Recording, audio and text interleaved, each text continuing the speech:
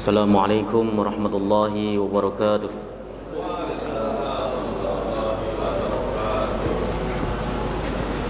Alhamdulillahi rabbil alamin wal aqibatu lil muttaqin wala udwana illa 'alal zalimin. Asyhadu an la ilaha illallah wahidul halim wa asyhadu anna Muhammadan 'abduhu wa rasuluhul karim.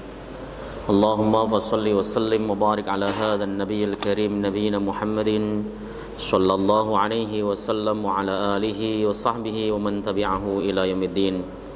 Amma ba'du fa ya ibadallah usikum nafsi wa iyaya bi taqwallah wa ta'atihi la'allakum tuflihun. Qala Allah ta'ala fi kitabihil karim wa huwa asdaqul qailin ya ayyuhalladzina amanu taqullaha haqqa tuqatih wa la tamutunna illa wa antum muslimun.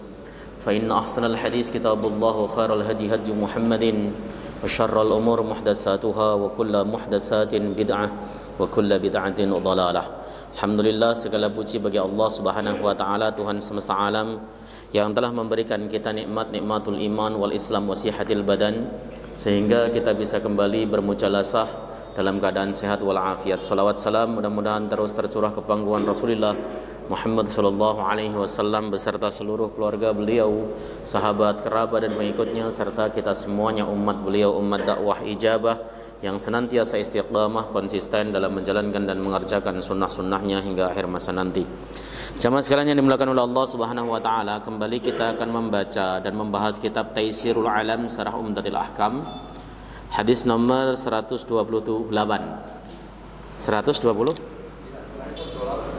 129 ya. Iya, salat jamak tapi baru dibaca sedikit. Baik-baiklah, enggak apa-apa 129. Sekarang masuk kepada kemarin sudah membahas tentang salat jamak. Tapi batasan saya 128, enggak apa-apa lah ya. 129 berarti ya.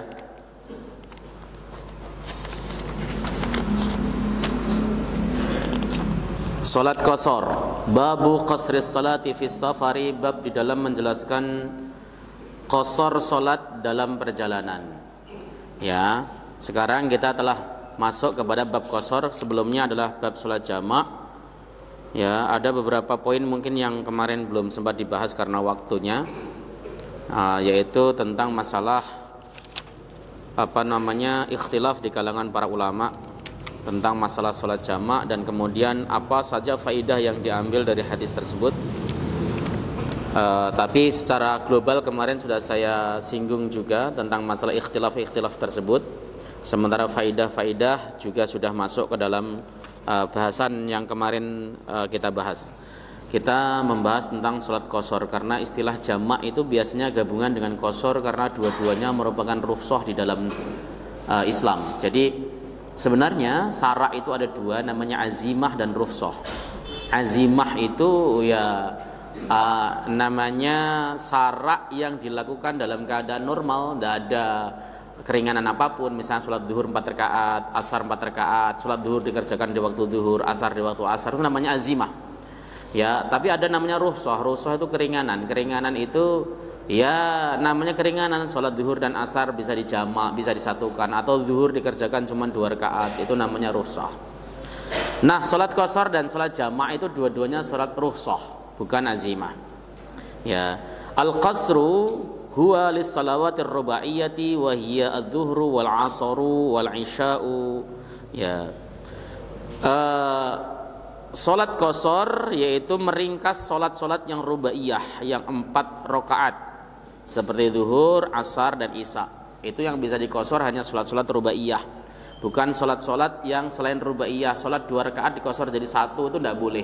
Atau salat 3 rakaat diqasar jadi 1,5 itu tidak bisa, karena sudah ringkas sekali. Kenapa kok kemudian kita dikasih keringanan qasar? Ya karena perjalanan safar itu berat. Makanya kemarin saya bahas as-safaru qit'atun minal adzab. Safar itu merupakan sepotong daripada siksa. Ya karena memang safar itu berat. Safar itu berat, harus nunggu kendaraan, harus nahan lapar, nahan pipis, ya nahan apa sajalah pokoknya namanya safar. Makanya kemudian syariat memberikan rukhsah, keringanan. Yang asalnya sholat rubaiyah 4 rakaat dikasih keringanan cukup 2-2. Asalnya kemudian sholat itu harus dikerjakan pada waktunya, tapi boleh digabungkan kalau dalam keadaan safar. Wa naqala Ibnul Mundhir al-ijma'u ala annahu la qasra fil maghribi wal fajr wa laysa lahu sababun illa safar li'annahu ya man rahasahu allati syara'at rahmatun bil musafir wa safaqatun alaihi. Ya, li'annahu min rukhasihi, maksudnya gitu ya. Allati syara'at ya rahmatun bil musafir wa safaqatun alaihi. Ya, ulama sepakat, kata Ibnu Mundhir, terjadi ijma di kalangan ulama sesungguhnya tidak boleh ada qashar di dalam maghrib dan fajar, salat subuh tidak boleh ada qashar di dalam dua salat tersebut. Itu sepakat, ijma. Artinya tidak ada satupun perselisihan di kalangan ulama bahwa qashar hanya salat rubaiyah. Dan tidak ada sabab lain selain safar. Sababnya qashar hanya safar, bukan karena sabab sakit atau bukan karena sabab hujan, sabab yang lain. Kalau jamak kemarin itu kan sababnya ada karena sabab sakit, ada sabab hujan, kemudian ada sabab safar. Ya, kalau mazhab Syafi'i mengatakan orang sakit tidak boleh melakukan jamak, Syafi'iyah ya. Tetapi selain Syafi'iyah mengatakan orang sakit boleh jamak sebab ada sabda Nabi Shallallahu Alaihi Wasallam tentang itu, atau Nabi Shallallahu Alaihi Wasallam melakukannya. Bahkan ya beliau sakit, beliau menjamak sholatnya. Nah itu yang kemudian ditetapkan dalam putusan tarjih Muhammadiyah bahwa orang sakit boleh melakukan sholat jamak, ya seperti itu. Nah orang sakit boleh gak qashar? Tidak boleh. Hanya sebab safar saja tidak diperkenankan melakukan qashar bagi orang yang sakit ataupun karena hujan. Kemudian masuk ke hadis al-hadisut tasi'u wal isruna ba'dal mi'ah, hadis yang nomor 129. An Abdullah bin Umar radhiyallahu taala anhuma. Ya, dari Abdullah bin Umar, semoga Allah ridha kepada beliau berdua, qala beliau berkata, "Shahibtu Rasulullah sallallahu alaihi wasallam." Aku membersamai Nabi sallallahu alaihi wasallam, fakana la yazidu fi safari ala rakaataini. Dan beliau itu tidak menambah, ya, Nabi tidak menambah bilangan rakaatnya, ya, salatnya di dalam safar, ya, kecuali hanya 2 rakaat. Ya, Nabi Shallallahu Alaihi Wasallam tidak pernah menambah lebih dari 2 rakaat pada saat beliau safar.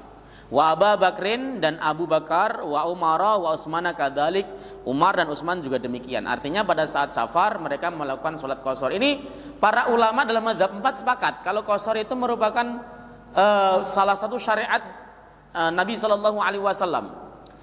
Kalau kemarin kita membahas masalah jamak, ya, Abu Hanifah itu tidak menerima jamak. Abu Hanifah itu tidak memperkenankan sholat di jamak. Sholat harus dikerjakan di waktunya. Zuhur ya di waktu zuhur, asar di waktu asar. Tidak memperkenankan sholat jamak sama sekali. Itu terkait sholat jamak. Ya, Imam Malik hanya memperbolehkan sholat jamak takdim kalau nggak keliru. Jamak takhir. Sholat jamak takdim tidak boleh.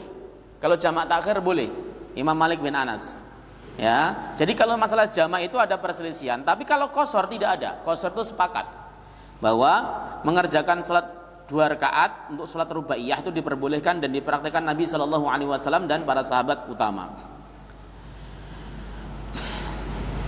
Yadhkuru Abdullah bin Umar annahu sahiba Nabiy Shallallahu Alaihi Wasallam fi asfarihi wa kadzalika sahiba Abu Bakrin wa Umar wa Utsman fi asfarihim, fa kana kullu minhum yaqsuru as-salata ar-rubaiyata fi rak'ataini wa la yazidu 'alaihima. Dituturkan di sini Abdullah ibnu Umar, beliau menceritakan sesungguhnya beliau ini membersamai Nabi Shallallahu Alaihi Wasallam di dalam perjalanannya. Jadi banyak perjalanan Rasulullah yang diikuti oleh Abdullah bin Umar. Abdullah bin Umar itu sahabat Nabi Shallallahu Alaihi Wasallam yang memang ihtimam dia, semangat dia untuk mengamalkan sunnah itu nggak ada tandingannya. Untuk mempraktekkan apa saja yang Rasulullah Shallallahu Alaihi Wasallam praktekkan itu memang luar biasa. Abdullah bin Umar ini, makanya beliau selalu mengikuti Nabi Shallallahu Alaihi Wasallam, sering mengikuti Nabi Shallallahu Alaihi Wasallam kemana perginya untuk mengambil pelajaran pada beliau. Demikian juga beliau juga membersamai Sayyiduna Abu Bakar, Sayyiduna Umar dan Sayyiduna Utsman ya di dalam perjalanan mereka, dan semuanya mereka itu mereka mengqashar salat rubaiyahnya menjadi 2 rakaat dan tidak menambah dari 2 rakaat tersebut. Begitu. Nah, akan ada pertanyaan, boleh nggak kita melaksanakan qobliyah ba'diyah pada saat salat qashar? Wong yang 4 aja diringkas jadi 2 kok pakai qobliyah ba'diyah? Ya, salat qashar itu kan asalnya 4 rakaat, diringkas jadi 2. Lah malah antum nambahin qobliyah sama ba'diyah kan kelap kepanjangan. Makanya tidak dianjurkan lagi mengerjakan salat qobliyah ba'diyah ini menurut sebagian ulama. Begitu, meskipun ada ulama lain yang kemudian mengatakan ya tetap disunahkan. Ikhtilaful ulama. Para ulama berbeda pendapat. Setiap kita membahas masalah fikih pasti ada perbedaan pendapat. Itu digarisbawahi. Tidak mungkin kita membahas fikih tidak ada perbedaan pendapat. Tidak akan pernah ada. Ketika kita bicara masalah fikih pasti akan ada perbedaan pendapat. Meskipun fikih yang dimaksudkan disebut dengan fikih sunnah sekalipun. Fikih sunnah itu kan seakan-akan fikih yang didasarkan pada sunnah. Tapi faktanya sunnah Nabi SAW itu banyak.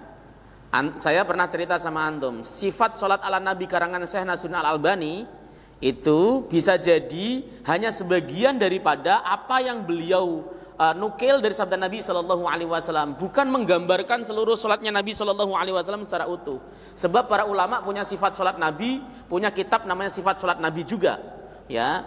Dan hadis yang tentang masalah itu pembahasannya itu muntanawi, banyak sekali. Jadi ya sholat versinya Nabi menurut yang dipahami dan diijtihadi oleh Syekh Nasruddin Al-Albani, seperti itu. Syekh Jibrin punya, kemudian Syekh Yusuf Qaradawi punya, banyak yang memiliki kitab-kitab sifat salat ala Nabi. Bahkan Muhammadiyah sendiri tarjih di juz 3 di bagian 3 itu memiliki sifat salat sendiri. Itu juga disebut dengan sifat salatnya Nabi SAW. Dan semua salat itu sifat salat Nabi SAW.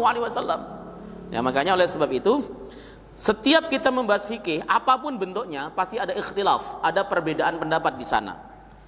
Nah, tujuannya apa sih kalau kita ngaji fikih? Kita harus atau dianjurkan mengetahui tentang perbedaan pendapat supaya kita tetap istiqomah dengan amalan kita.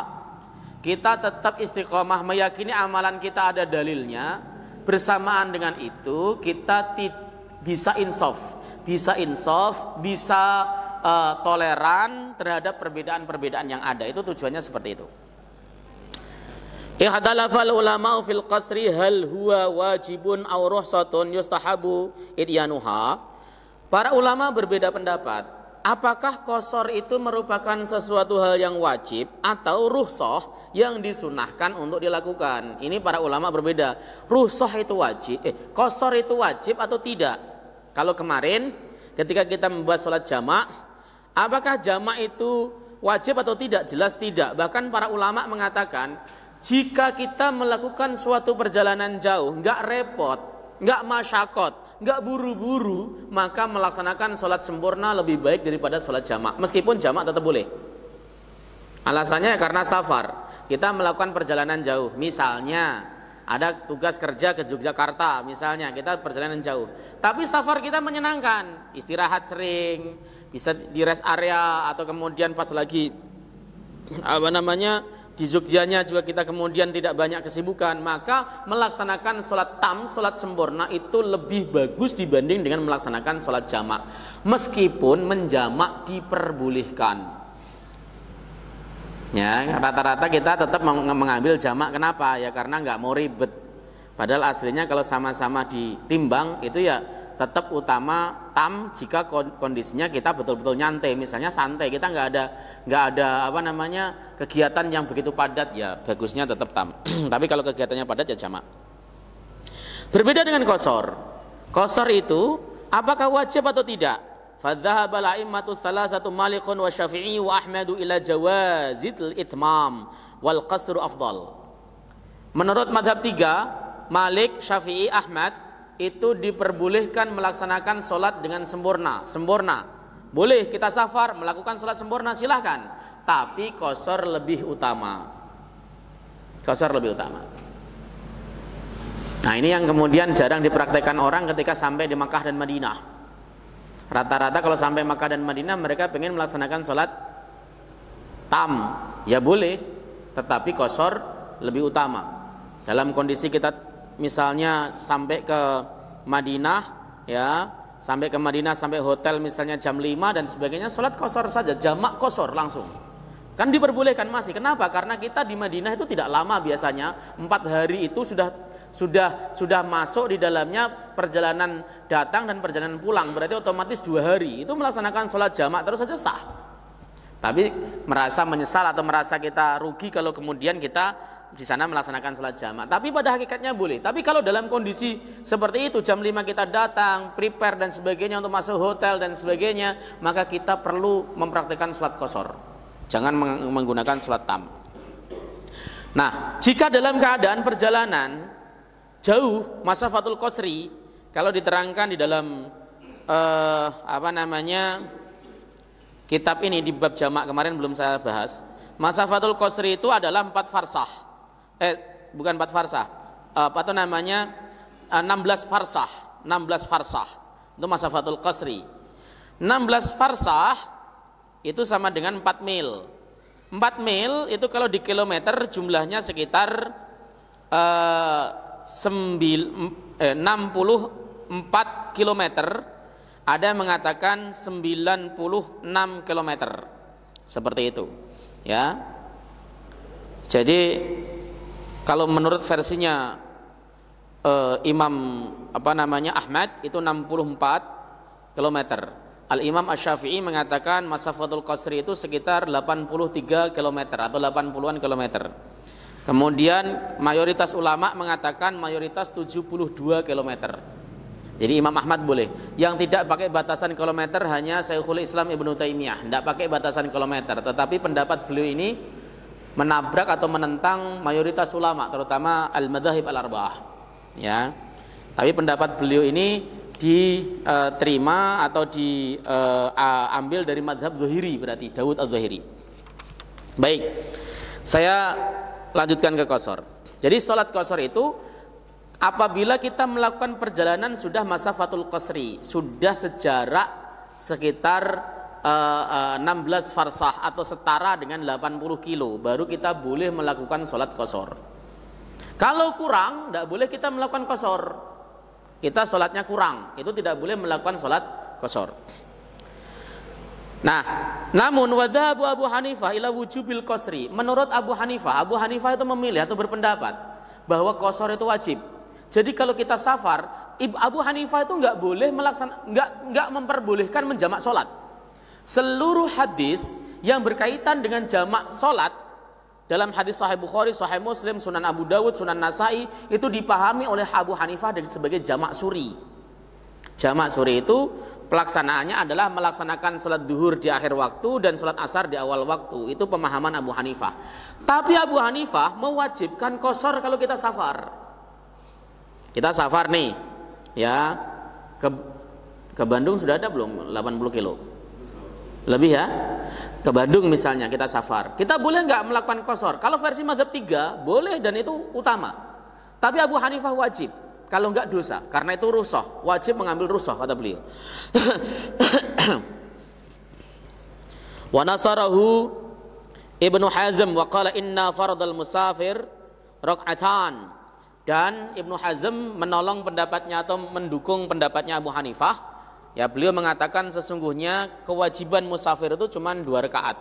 Itu yang kemudian dijadikan dasar oleh Abu Hanifah dan Ibnu Hazm bahwa sholatnya musafir ya cukup 2 rakaat saja.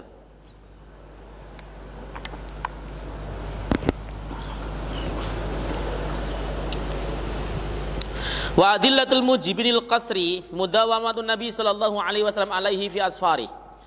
Dalil wajibnya sholat qashar karena Nabi mudawamah selalu melaksanakan sholat qashar di perjalanan jauhnya. Ya, karena Nabi selalu melaksanakan sholat qashar maka jadi wajib.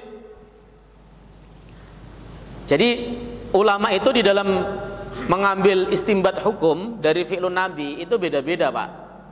Ya, sesuatu hal yang sifatnya muwadhabah dilakukan Nabi secara kontinu terus-menerus oleh satu ulama dianggap sebagai suatu kewajiban karena Nabi tidak pernah meninggalkan sama sekali.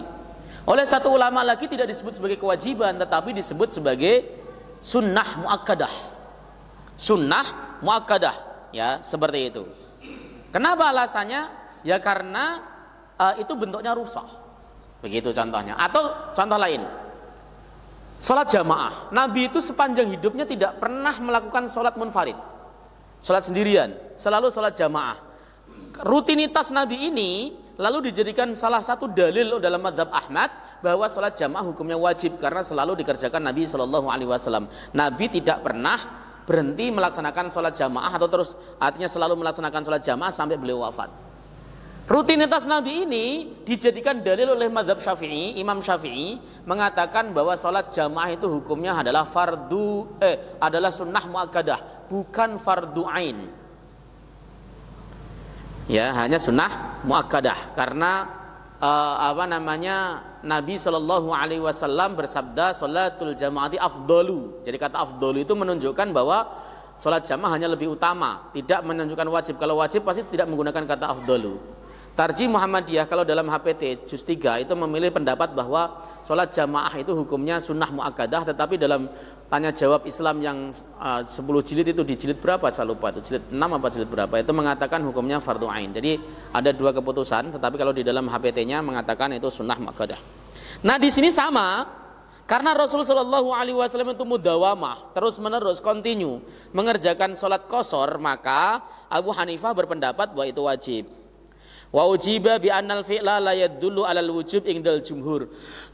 Dijawabi oleh mayoritas ulama, pekerjaan Nabi itu tidak menunjukkan kewajiban.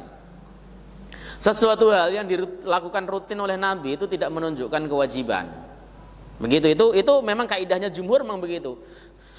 Harus ada dalil lain yang menjadikan sesuatu perkara itu jadi wajib.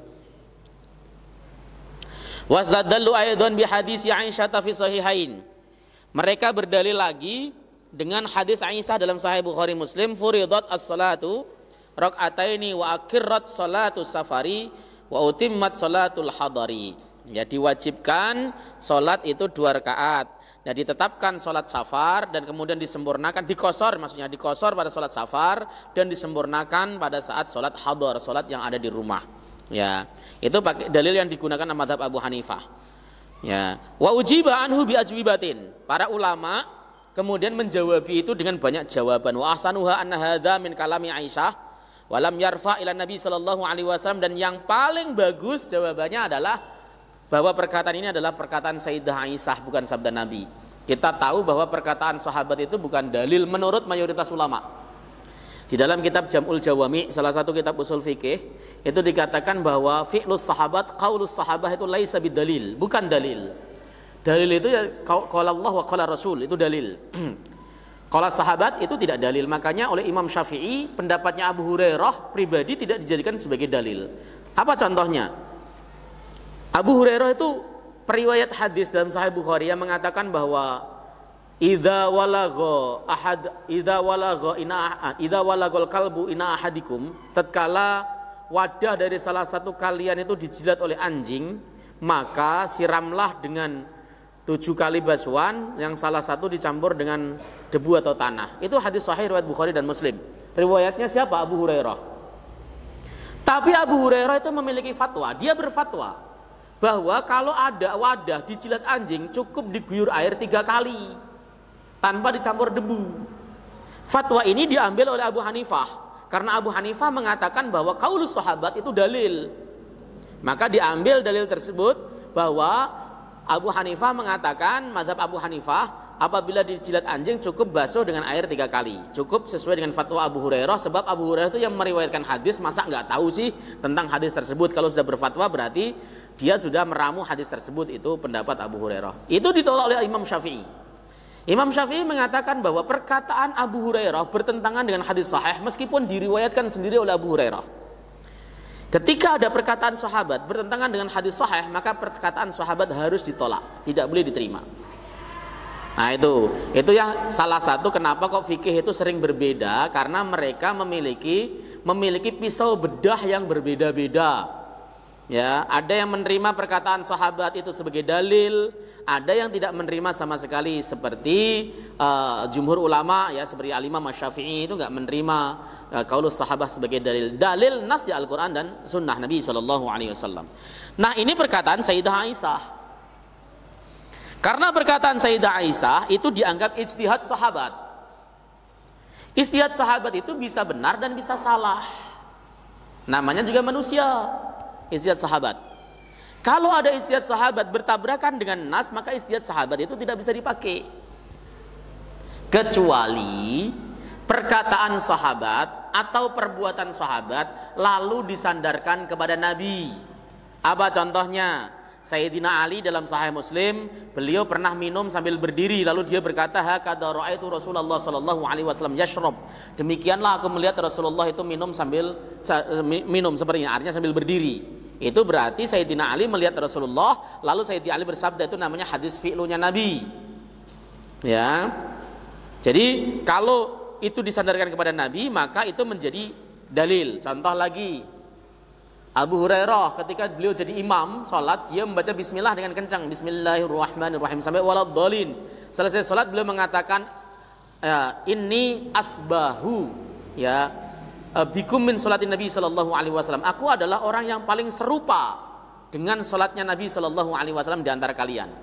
Jadi salatku ini aku ciplak dari Nabi, dan orang yang paling serupa salatnya dengan Nabi ya aku, katanya, dibanding dengan para tabi'in. Ini menunjukkan bahwa hadis tersebut fi'li. Jadi meskipun qaulus sahabah, tetapi kalau itu merupakan hasil amatan dari fi'lunya Nabi, disandarkan kepada Nabi, qaulus sahabah disandarkan kepada Nabi, maka itu merupakan hadis yang bisa dijadikan sebagai hujjah, dijadikan dasar. Nah, ada juga qaulus sahabah yang diterima sebagai dasar dengan catatan satu, ya, ini yang diucapkan adalah perkara ibadah. Perkara ibadah. Kenapa diterima dasar? Karena perkara ibadah itu sahabat nggak mungkin ngarang. Sahabat itu nggak paling nggak berani untuk melakukan bid'ah, inovasi.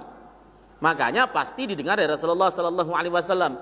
Dalam istilah ilmu hadis disebut dengan istilah hadis mauquf, tapi marfu' secara hukum, marfu' hukman. Hadisnya mauquf karena merupakan perkataan sahabat, tapi marfu' secara hukum.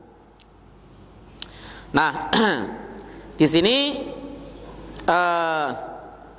ada perkataan Sayyidah Aisyah. Sebenarnya ini merupakan perkataan Sayyidah Aisyah itu perkataan yang sifatnya bukan ijtihadi karena persoalan ibadah, ya. Tetapi alasan selanjutnya adalah wa Aisyatu lam tashhad zamana faradhis salati. Sayyidah Aisyah itu tidak melihat zaman diwajibkan salat.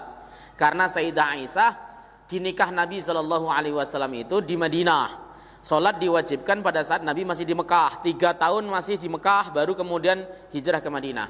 Ini juga yang kemudian dijadikan alasan para ulama untuk menolak pendapat Sayyidah Aisyah yang mengatakan Rasulullah itu Isra Mi'raj hanya dengan ruhnya saja tanpa jasad. Jadi jumhur sahabat termasuk Sayyidina Umar bin Khattab itu meriwayatkan Rasulullah itu Isra Mi'raj dengan jasadnya, tapi ditolak oleh Sayyidah Aisyah. Sayyidah Aisyah mengatakan ma faqidtu jasadan Nabi sallallahu alaihi wasallam qat. Aku enggak pernah kehilangan jasadnya Nabi sama sekali, artinya bahwa aku kan tidur sama Nabi.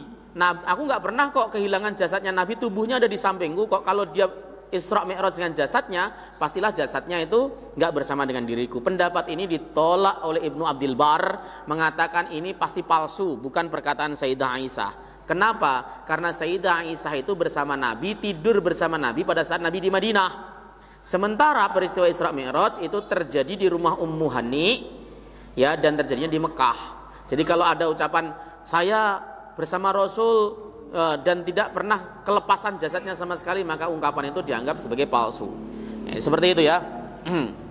Para ulama itu kalau menerapkan hukum fikih itu enggak sekedar ada dalilnya apa tidak, ada hadisnya apa tidak, enggak sekedar itu, tetapi apa yang terkandung di dalam dalil, di dalam Quran, dalam hadis, itu yang kemudian digali secara detail. Seperti itu.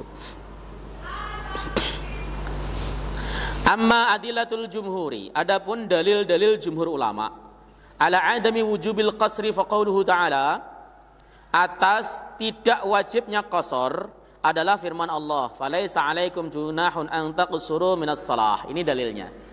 Maka tidak dosa atas kalian untuk mengqasar salat. Kalau tidak dosa bukan berarti wajib. Karena tidak dosa bagi kalian untuk mengqasar salat, berarti qasar hukumnya hanya boleh. Bukan wajib. Karena tidak dosa. Kalau dosa berarti haram. Kalau wajib redaksinya bukan begini. Maka kata falaisa 'alaikum junahun an taqsuru minas shalah itu menunjukkan qasar dalam salat itu hukumnya hanya boleh, tidak sampai kepada wajib. Ya.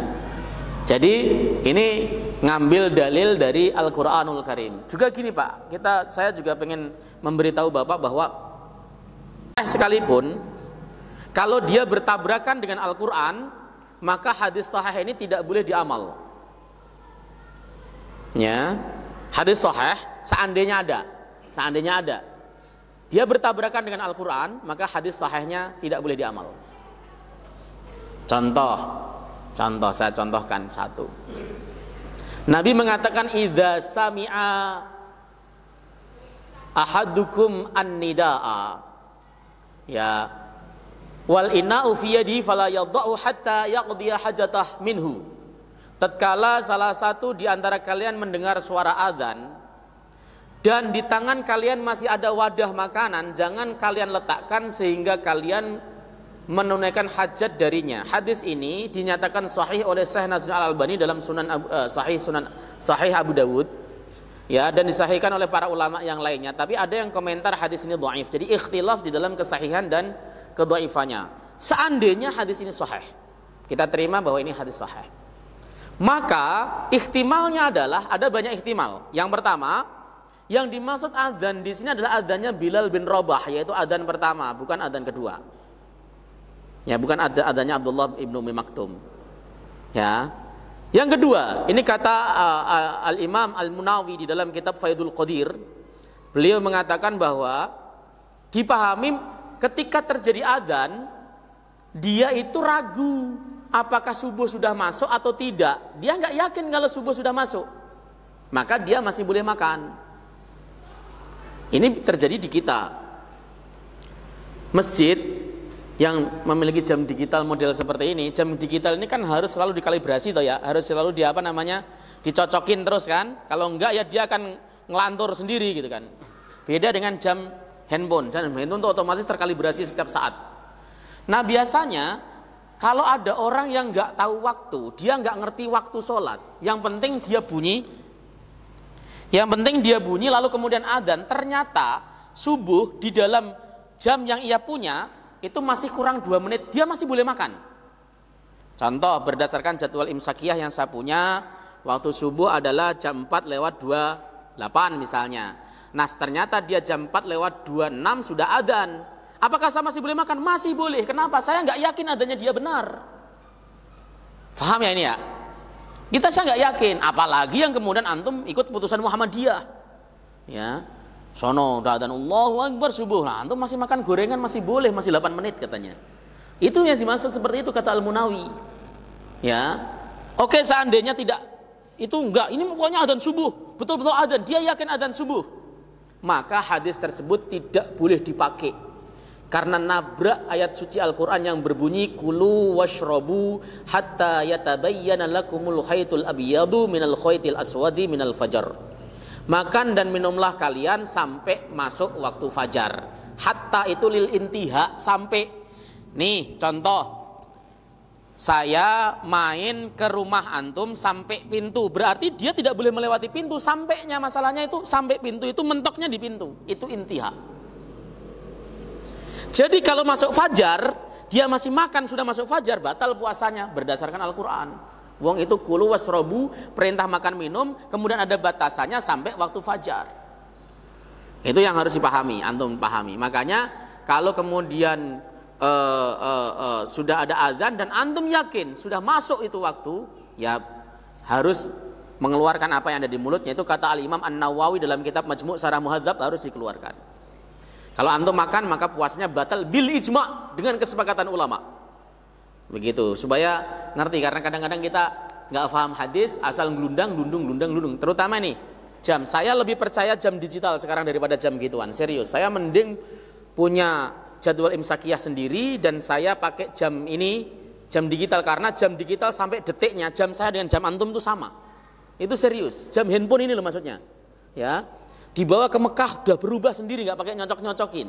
Dibawa ke Dubai berubah sendiri, dibawa ke mana berubah sendiri. Dahsyatnya jam ini. Maka mending pakai jadwal imsakiyah, kita nyocokin. Termasuk buka. Kita tidak boleh kok berbuka dengan milih yang paling cepat. Yang paling cepat mana ya? Nggak boleh. Ya. Kurang 1 menit saja batal puasa kita. Ya, kita cocokin. Oh, imsakiyah jam 6 lewat 5 menit. Nah, jelas jam kita baru jam 6 lewat 3 menit. Azan sono azan. Allahu Akbar, Allahu Akbar. Antum nggak boleh buka. Percaya sama ini. Kenapa? Yang di sana maskuk, masih meragukan. Nah, begitu supaya kita punya pedoman sekarang itu. Saya, Pak, terus terang saya pribadi lebih percaya adanya TV daripada adanya masjid-masjid sekitar. Ya, apalagi di masjid sekitar saya, tempat tinggal saya itu masjid ada yang kadang-kadang 4 menit lebih cepat. Itu apa enggak bonus itu kalau kemudian saya nekat? Ya, 4 menit. Duluin terus itu pedomannya apa? Mikir-mikir itu. Apakah radio Surabaya atau radio Bandung yang diambil gitu kan? Bandung dengan sini kan selisih loh. Selisih berapa menit waktu berbukanya. Makanya kita nggak boleh, kita tetap harus sesuai dengan tempat tinggal kita. Tuh.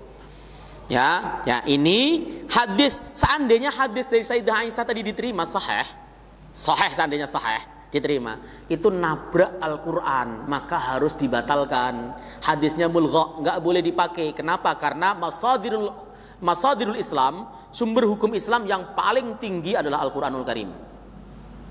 Ya, makanya Quran ketika mengatakan walaisa 'alaikum junahun an taqsuru minas salah, itu menunjukkan bahwa sholat qasar itu nggak wajib. Fannafyud junah yufidu annahu rukhsah. Nah, ini kaidah. Ya. Penafian dosa, enggak dosa, itu menunjukkan bahwa itu rukhsah, hanya rukhsah. Oh, kamu enggak dosa apabila kamu enggak batal puasanya kalau kamu makannya lupa dan sebagainya. Itu hanya menunjukkan rukhsah. Jadi enggak dosa itu menunjukkan dia rukhsah, enggak wajib. Walaisa azimah, dan dia bukan syarat azimah. Wa bi annal asla al-itmamu, dan sesungguhnya hukum asil salat adalah menyempurnakan, sempurna, jelas. Hukum asli salat adalah sempurna. Wal qasru innama yakunu min syai'in ya atwalu minhu, dan atwala minhu, dan qasar itu berlaku bagi sesuatu yang lebih panjang ya dari apa namanya asalnya. Jadi kenapa kok salatnya diqasar 4 rakaat karena ini memang salat yang paling panjang, maka kemudian diizinkan untuk melaksanakan salat qasar.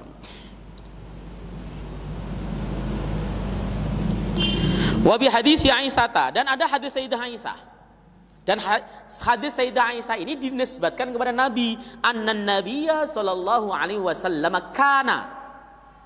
Kalau kita belajar hadis, al-ibarat bi kana, pengungkapan hadis dengan kata kana itu lil muwadhabah, selalu atau sering.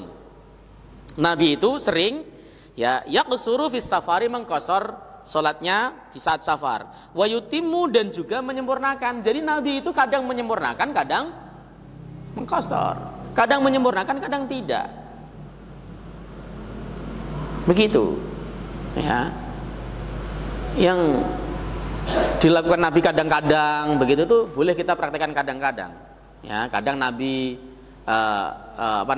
berbuka, kadang berpuasa, ya kita boleh ngambil berbuka berpuasa, boleh, nggak kemudian harus jadi ketentuan satu, karena itu pilihan Nabi Shallallahu Alaihi Wasallam. Seperti sholat 2 rakaat, kadang-kadang Nabi tawaruk, kadang-kadang iftiros, ya kita boleh ngambil tawaruk, boleh iftiros, boleh, bebas. Iftiros terus-terusan ya jangan. Misalnya kalau kita pengen mempraktekkan sesuai dengan yang Nabi praktekkan, ya, karena Nabi menggunakan kata ahyanan, hadisnya ahyanan itu kadang-kadang iftirah, kadang-kadang tawaruk. Itu mestinya harus kita terima, ya. Seperti itu. Tapi kalau kemudian antum mau iftirah terus atau tawaruk terus, ya boleh. Karena apa? Satu saja perkara yang Nabi Shallallahu Alaihi Wasallam lakukan itu jadi sunnah dan boleh kita contoh. Satu saja. Kemarin kita waktu membahas masalah dzikir jahar, ya, sudah pernah kan kita bahas dzikir jahar. Ya, Nabi Shallallahu Alaihi Wasallam itu dzikir jahar pada saat awal-awal Islam sekali. Para ulama seperti Ibnu Taimiyah, kemudian Al-Imam At-Tabari, Imam Ibnu Hazm, Syekh Muhammad bin Shalih Al-Utsaimin mengatakan dzikir jahar bagi imam itu sebenarnya sunnah. Ya. Makanya antum jangan kaget kalau kemudian antum sering lihat misalnya beberapa imam ya, beberapa imam Saudi itu kalau kemudian selesai mereka kemudian dzikirnya astagfirullah, astagfirullah, astagfirullah itu kencang dia. Karena memang di zaman Nabi SAW pernah dipraktikkan meskipun cuma sekali dua kali. Itu harus kita pahami. Jadi sunnah Nabi itu meskipun cuma dipraktikkan sesekali itu boleh kita contoh dan itu boleh kita lakukan terus menerus, enggak salah. Nah, wa yuftiru, dan Nabi kadang berbuka pas safar, beliau berbuka, wa yasumu, dan beliau berpuasa. Ya, Nabi itu ya kadang berbuka, kadang berpuasa. Kita misalnya melakukan safar dari sini ke Surabaya, enggak masyakot, boleh enggak kita berbuka? Boleh. Boleh, silakan. Karena rukhsah untuk tidak berpuasa itu karena safarnya, bukan karena masyakotnya. Ya, kalau masyakotmu nggak usah safar juga boleh kita berbuka. Kita tiba-tiba sakit perut luar biasa, haus luar biasa di rumah, ya boleh makan, boleh minum. Atau antum lagi khutbah Jumat saking semangatnya, saudara, tiba-tiba sini ngelagak, boleh minum langsung. Dosa nggak? Enggak. Kenapa? Karena masyakot. Tapi kalau safar, pergian itu karena safarnya. Meskipun dari sini ke Surabaya perjalanan safar cuma berapa menit? Berapa kalau pakai pesawat? 1 jam, setengah jam. Ya, nggak pernah naik pesawat sampai sana ya, 30 menit lah ya. Kalau saya pernah dari Malang itu 30 menit. 30 menit ya. 30 menit sampai sini. Tapi jaraknya kan 500 km lebih. Boleh nggak kita berbuka? Boleh. Tapi kalau ditanya mana yang utama antara berpuasa, tetap berpuasa dengan berbuka, tetap utama berpuasa. Karena nggak masyakot. Tapi boleh ngambil rukhsah, nggak usah diledek-ledek. Wong cuman situ saja kok pakai nggak puasa. Loh, saya ngambil rukhsah kok. Boleh. Dikasih rukhsah sama syariat kok nggak diambil. Boleh, silahkan. Makanya semakin alim itu sebenarnya semakin banyak rukhsahnya aslinya. Semakin banyak keringanannya. Begitu. Kalau antum pengen banyak mengerti keringanannya harus alim dulu. Rawahu Daraqutni. Hadis ini riwayat Al-Imam Ad-Daraqutni. Cara yang betul membaca nama harus Al-Imam Ad-Daraqutni, bukan Daruqutni. Ya, karena itu nama kampung, nama daerah, nggak boleh salah bacanya ya. Kalau antum baca Daruqutni berarti ya belum begitu familiar sama ilmu hadis.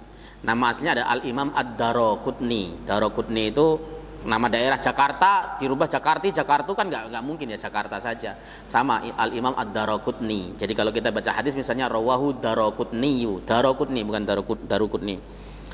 Ya, wa qala isnadu hasan, dan dia berkata bahwa hadis ini sanadnya hasan.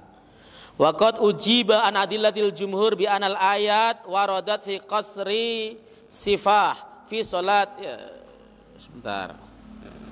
fi qasri salat fi salatil khauf.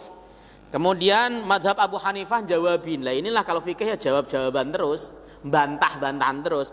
Kata madhab Abu Hanifah, ayat yang mengatakan falaisa alaikum junahun an taksuru itu adalah salat qasar di dalam salat khauf. Ya, bukan karena safar. Wa bi annal hadis mutakallam fih, dan hadis tersebut itu debatable. Mutakallam fih itu debatable kesahihannya. Kata Daruqutni hasan, belum tentu menurut ulama lain itu hasan. Antum toh Pak, percaya nggak ada hadis palsu, tetapi menurut ulama lain itu tidak palsu. Imam Ibnul Jauzi itu memiliki kitab namanya Al-Mawdu'at, kumpulan hadis-hadis palsu. Setelah diteliti ulang oleh Imam Suyuti, ternyata banyak hadis sahih masuk ke dalam Al-Mawdu'at. Makanya Imam Suyuti memisahkan kitab Al-Mawdu'at menjadi kitab La'alil Masnu'ah min Ahadisil Mawdu'ah. Ya. Lalu kemudian hadis-hadis tersebut juga ada yang kemudian teliti lagi, benar enggak? Terus teliti-telitian. Salah satu hadis yang dianggap palsu oleh Imam Ibnul Jauzi dan dinyatakan sahih oleh mayoritas ulama adalah hadis tentang sunnahnya pelaksanaan sholat tasbih. Sholat tasbih itu hadisnya sahih menurut mayoritas ahli hadis, kecuali menurut Al-Imam Ibnul Jauzi, ya begitu kan, di dalam kitab Al-Mawdu'at. Sama juga hadis ini mutakallam, itu debatable mutakallam itu. Seperti hadis tentang kunut subuh itu mutakallam, debatable. Kenapa sampai hari ini sampai 4 madhab itu 2 mengatakan sunnah, 2 mengatakan bid'ah? Ya karena mutakallam hadisnya. Kalau hadisnya ini sekalian bermasalah semuanya, itu pasti nggak ada yang mengatakan sunnah. Kalau atau seandainya hadis ini misalnya sahih atau hasan, semuanya sepakat, pasti nggak ada yang mengatakan itu bid'ah. Ada tarik ulur itu karena hadisnya mutakallam fih, diperdebatkan. Para ulama berbeda pendapat. Nah, hatta qala Syekhul Islam Ibnu Taimiyah, sampai Ibnu Taimiyah berkata, "Hada hadisun kudziba 'ala Nabi sallallahu alaihi wasallam." Hadis ini itu didustakan atas nama Nabi. Berarti versinya Ibnu Taimiyah, hadis ini dianggap sebagai hadis palsu. Nah, palsu benar apa tidak tugas antum untuk meneliti. Ya, ini hadisnya palsu atau tidak ya kita teliti lagi ulang. Itu namanya orang yang pengen cari kerjaan. Ya, kalau saya sih enggak. Saya dulu itu Pak termasuk orang yang senang meneliti hadis. Ya, meneliti hadis, ada hadis begitu kan, langsung dioprak, buka-buka kitab, itu senang. Kemudian setelah itu saya menyadari bahwa itu saya kayak kurang kerjaan. Mending saya baca yang sudah ditarjih oleh para ulama, ya tinggal makan saja. Adapun orang mengatakan, "Oh, itu hadis ini misalnya sahih menurut ulama fulan atau dhaif menurut fulan," dan tidak apa-apa. Memang dalam dunia hadis ya begitu, ada hadis yang didhaifkan dan disahihkan. Wallahu taala alam. Ada muskil kira-kira ditanyakan? Ada pertanyaan? Silahkan Pak.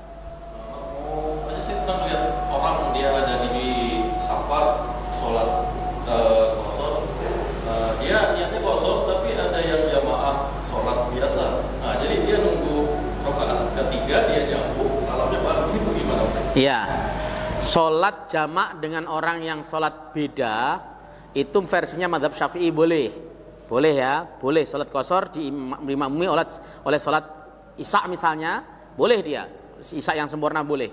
Nah, dia ada opsi dua, dia bisa salam pada rakaat kedua atau dia menunggu imam sampai selesai dan dia salam bersama imam, boleh. Tadi boleh itu yang dipraktekkan. Jadi prakteknya itu bisa ada dua lah, daripada nunggu kelamaan. Assalamualaikum warahmatullahi, assalamualaikum warahmatullahi. Ya, boleh ya sweet. Yang nunggu imamnya apa itu makmumnya? Yang qashar siapa? Yang qashar makmum. Ya, jadi imam rakaat ketiga dia baru nyambung. Imam rakaat ketiga Dia baru gabung. Imam salam dia ikut salam. Berarti dia 2 rakaat ini dia panggung dia. Oh, dia masbuk posisinya. Oh, boleh. Versi mazhab Syafi'i boleh, kecuali mazhab Ahmad tidak boleh. Oke.